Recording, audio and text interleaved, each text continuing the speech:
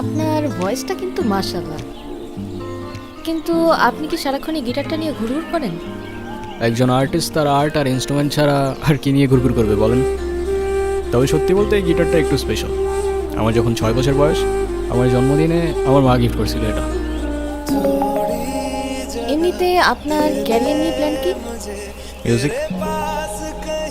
আচ্ছা, আর backup plan? Music. আপনি আপনার প্যাশন নিয়ে অনেক সিরিয়াস মনে হচ্ছে। প্যাশন বাদ দাও, মিউজিকের বাইরে তো আমার কোনো লাইফই নাই, জাস্ট লাইফই নাই, বুঝছো? আচ্ছা, তারপরেও সাপোজ যদি কখনো মিউজিক ছেড়ে দিতে হয় তখন কি করবেন? মিউজিক ছেড়ে দিতে হবে মানে? মানে বুঝলাম না তো আমি। সমস্যা কি আপনার? ফাইজলামি করতেছেন আমার সাথে? আরে সরি সরি, আমি তো মজা করছিলাম জাস্ট। মিউজিক এটা কোনো জোক না যে মজা করবেন। আচ্ছা সরি তো, আচ্ছা কান ধরছি, যা সরি। It's okay.